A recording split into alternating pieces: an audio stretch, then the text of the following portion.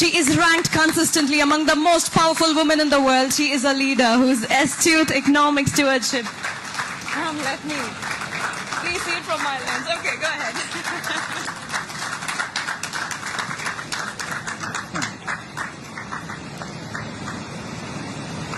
அனைவருக்கும் வணக்கம். இந்த தொகுதியுடைய எம்எல்ஏ முன்னாள் நிதி அமைச்சர் தங்கம் தென்னரசு அவர்களே, எஸ்பிஐ ஃபவுண்டேஷனிலிருந்து வந்திருக்கக்கூடிய அதிகாரிகளே, மாவட்ட நிர்வாகி சுக்கபுத்ரா கலெக்டர், டிஸ்ட்ரிக்ட் கலெக்டர் அவர்களே, காலேஜ் பிரின்சிபல் அம்மா அவங்களும் இங்கே இருக்காங்க, அவங்களையும் நான் ஒரு வணக்கத்தை தெரிவித்துக் கொள்கிறேன். அதை தவிர என் முன்னாடி இருக்கக்கூடிய மாணவ செல்வங்களே, திருச்சூழி நகரத்திலிருந்து வந்திருக்கக்கூடிய பாரதிய ஜனதா கட்சியின் ஒவ்வொரு நிர்வாகியுமே, அதே போல இதர கட்சியிலிருந்து வந்திருக்கக்கூடியவர்கள் நான் அடையாளம் கண்டுபிடிக்க முடியாட்டினாலும் நீங்க இருக்கீங்கன்ற அந்த எண்ணத்துல உங்களுக்கும் ஒரு வணக்கத்தை தெரிவித்துக் கொள்கிறேன். இந்த நிகழ்ச்சியை கவர் பண்ணறதுக்கு வந்திருக்கக்கூடிய மீடியா சோதரர்களுக்கு, சோதர சோதரிகளே, முக்கியமாக மாணவர்களே, இங்கு நான் முதல்கண் எஸ்பிஐ நிர்வாகத்துக்கும் எஸ்பிஐ ஃபவுண்டேஷனுக்கும் நான் ஒரு வார்த்தை சொன்னேன். நீங்க எங்கெங்கயோ என்னெல்லாமோ கட்டலாம், ஆனா தென் தமிழ்நாட்டில், அது கூட ஒரு ஆஸ்பிரேஷனல் டிஸ்ட்ரிக்டா இருக்கக்கூடிய விருதுநகர்ல திருச்சூழி எதுக்கு வந்துச்சுன்னா, எனக்கு மனசுல சும்மா ஏதோ ஒரு தாட்ல ரமண மகரிஷி பிறந்த ஊரு, அதனால திருச்சூழி.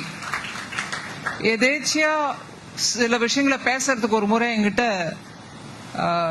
அப்போ நிதி அமைச்சரா இருந்த தங்கம் தென்னரசு அவர்களும் தூத்துக்குடி எம்பி அம்மா கனிமொழி அவர்களும் வந்திருந்தாங்க.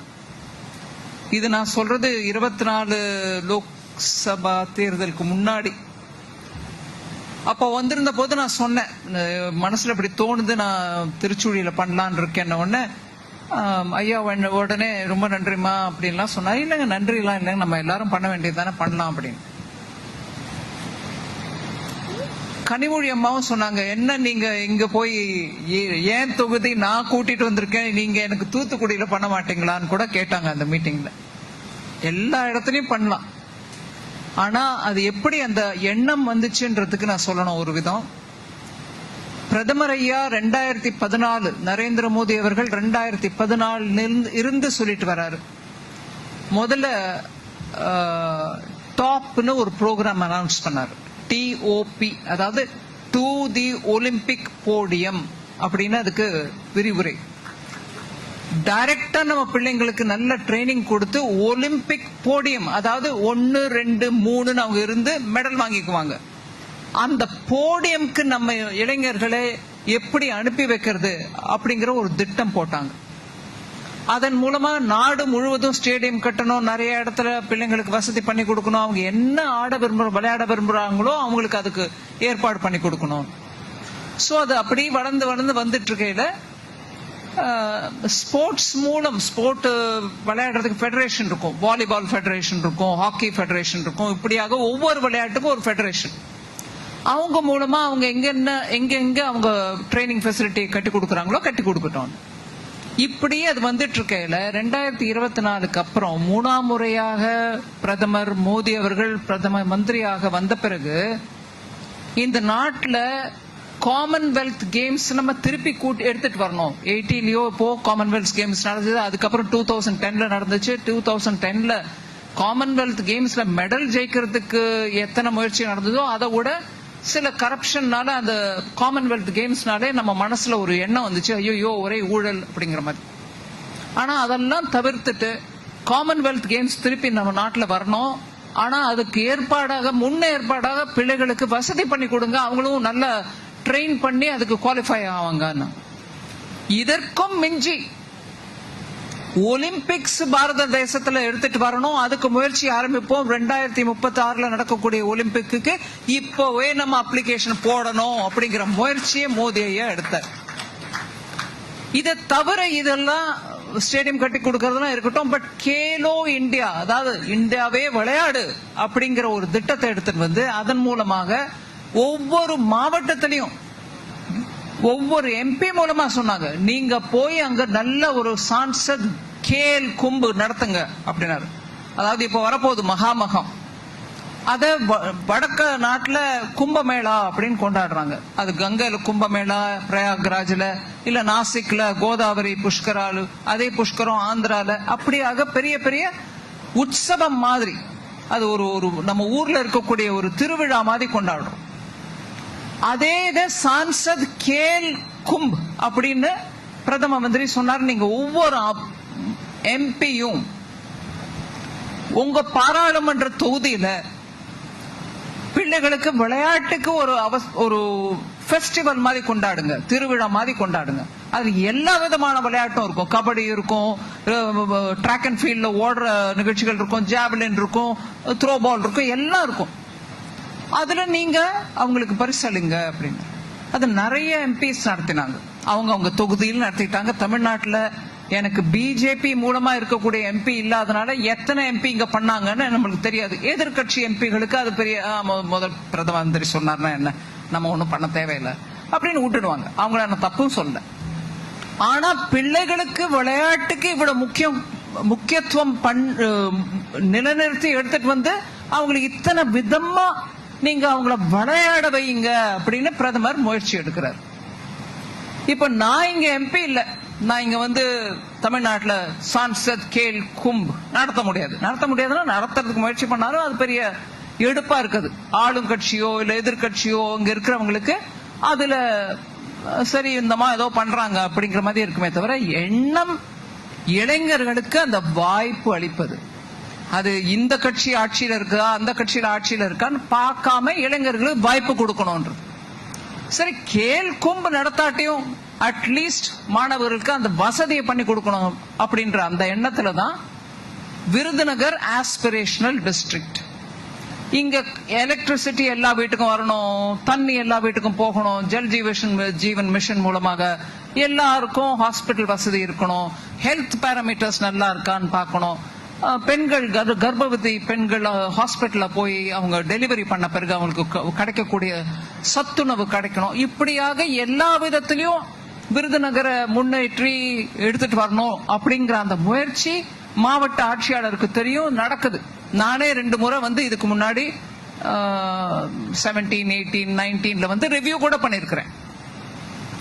பட் எனக்கு தோணுச்சு இந்த ஸ்போர்ட்ஸ்ல இந்த ஆஸ்பிரேஷனல் டிஸ்ட்ரிக்ட்ல பெரிய எஃபர்ட் ஒன்றும் எடுத்த மாதிரி தோணலையேன்னு எனக்கு மனசுல பட்டுச்சு. மீதி ஆஸ்பிரேஷனல் டிஸ்ட்ரிக்ட்ஸ் தமிழ்நாட்டை தவிர மீதி இருக்கக்கூடிய ஸ்டேட்ஸ்ல பண்றாங்களா இல்லையான்னு எனக்கு தெரியாது, பண்ணுவாங்களா இருக்கலாம். பட் இங்க ஆஸ்பிரேஷனல் டிஸ்ட்ரிக்ட்ல ஸ்போர்ட்ஸுக்கு முக்கியத்துவம் கிடைக்குதா இல்லையான்ற பிரச்சனை, அந்த கேள்வியை மனசுல வந்த போது இந்த யோஜனை வந்துச்சு. ஏன் நம்ம ஒரு பின்தங்கிய அப்படின்னு சொல்ல கூடிய, ஆனா அது ஆஸ்பிரேஷன் நம்ம சொல்றோம், அதுல இருக்கக்கூடிய ஒரு பிளாக் எடுத்துக்கிட்டு அங்க நம்ம பண்ண முடியாதா அப்படின்ற அந்த யோஜனையில தான் நான் எஸ்பிஐ கிட்ட சொன்னேன், நீங்க நல்ல ஒரு காலேஜ்ல கம்ப்ளீட்டா ஒரு ஸ்டேடியம் மாதிரி பண்ணி கொடுங்க. அதுல ஜிம்னேஷியமும் இருக்கட்டும், விளையாடுறதுக்கு வாலிபாலோ த்ரோ பாலோ இப்ப பிக்கல் பால் ஒலிம்பிக் லெவல்ல இல்லைனாலுமே அந்த லெவல்ல இருக்கக்கூடிய கேம்க்கு ஒரு டர்ஃப் கிரியேட் பண்ணி கொடுங்க அப்படின்னு நான் சொன்னதுக்கு உடனடியா ஒத்துக்கிட்டு டிஸ்ட்ரிக்ட் அட்மினிஸ்ட்ரேஷனும் முழுமையாக ஒத்துழைச்சு, அதுல 1-2 தரம் நம்மளுக்கு ஏதோ ஒரு இஷ்யூ வந்த போது கூட ஃபைனான்ஸ் மினிஸ்டர் ஐயா, அப்போ ஃபைனான்ஸ் மினிஸ்டர் இருந்த போது அவரும் உடனே தலையிட்டு இல்லைங்க அதை சரி பண்ணி கொடுங்கன்னு சொல்லி அவர் மூலமாவும் உதவி கிடைச்சு இந்த ஸ்போர்ட்ஸ் காம்ப்ளெக்ஸ் கிட்டத்தட்ட 1 வருஷமா ரெடி ஆகி இனாகரேட் பண்ணணும்னு சொல்லிட்டு இருந்தாங்க. நான் அரசியல் கட்சியை சேர்ந்திருந்தாலும் எலெக்ஷன் சமயத்தில் இதை நான் இனாகரேட் பண்ணி தங்கம் தென்னரசு சாருக்கு ஒத்துழைச்சிட்டேனோ என்னவோ அப்படின்னு இந்த ஊர்ல இருக்கக்கூடிய பிள்ளைங்களுக்கு ஒத்துழைச்சிட்டேன்ற அந்த கணத்துல நான் வரதுக்கு ரெடியா இருக்கேங்க. எலெக்ஷன் ஆகட்டும். எனக்கு திருச்சூழி விருதுநகர் மாவட்டத்தில் இருக்கக்கூடிய பிள்ளைகளுக்கு நல்ல வசதி செஞ்சு கொடுக்கணும்ன்ற அந்த எண்ணத்துல நான் ஆரம்பிச்சேன். இந்த கட்சி அந்த கட்சின்னு இல்ல. ஆனா மோடி கட்சி எப்பொழுதுமே விளையாட்டுக்கு முன்னிலைப்படுத்தி அதற்கு முயற்சி எடுங்கான்னு எங்களுக்கு ஒரு டைரக்ஷன் கொடுத்தாரு, ஒரு கைடன்ஸ் கொடுத்தாருன்றதுனால நான் இங்க இருக்கேன். இங்க வந்து இந்த வசதியை கிரியேட் பண்ணேன். அதை நான் என்னைக்கும் மறக்க முடியாது, என்னைக்கும் சொல்லாமலும் இருக்க மாட்டேன். அதனால இங்க இருக்கக்கூடிய பாரத நாட்டுல எந்த ஒரு பகுதியும் பின்தங்கி இருக்கக்கூடாதுன்றதுதான் பிரதமர் ஐயாவோட நோக்கம். அதுல முக்கியமா கொஞ்சம்